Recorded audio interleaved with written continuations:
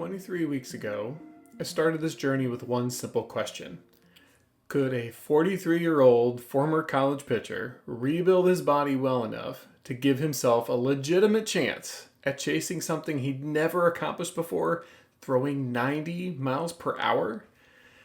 The answer is still a long way off, but looking back, it's amazing how much has already changed. When I started, I knew I couldn't just pick up a baseball and expect my body to cooperate. I had to rebuild it first. Phase one was all about rebuilding the foundation: mobility, stability, movement quality, learning how to move well again. Honestly, in those first few weeks, I could feel just how disconnected everything had become. My lower half felt limited, my core felt tight, and it felt like my arm was doing almost all of the work. The goal during phase one wasn't to make dramatic progress, it was simply to build a body that could handle what was coming next. Phase two shifted the focus. Now it was time to start building the engine. Strength training became the priority. Lower body strength, core stability, rotational power, and just consistently showing up. Week after week, things slowly started feeling more connected.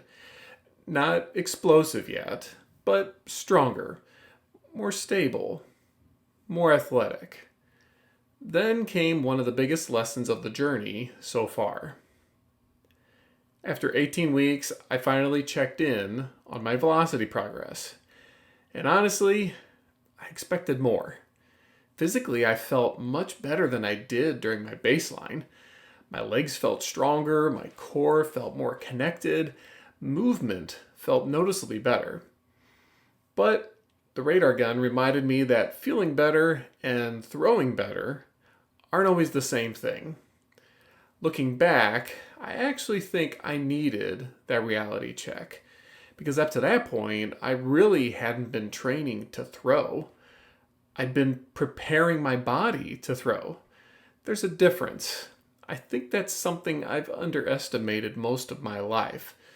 Throwing harder isn't just about having a stronger arm, it's about building a body that can support it. And that's what brings me to phase three. For the first time, the work starts becoming much more baseball specific. More time on the field, more throwing progression, more explosive movement. More focus on helping my legs, core, and arm all work together to generate force efficiently. The gym isn't going away.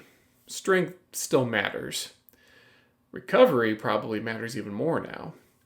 But now the emphasis starts to shift. Instead of simply building strength, it's time to start applying it.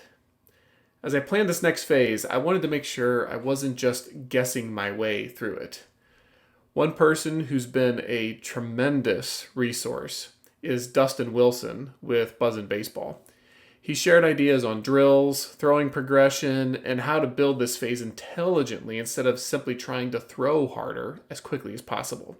I really appreciate him sharing his experience and helping shape what's next. Now, when I started this journey, I honestly didn't know what to expect. Some weeks have been encouraging, some weeks have been frustrating, some have been humbling, but every one of them has moved me one step closer to where I want to go. Phase one, rebuilt the foundation. Phase two, built the engine. Now, it's time to start applying the power. For the first time in a long time, the work is starting to look like baseball again. Let's get to work.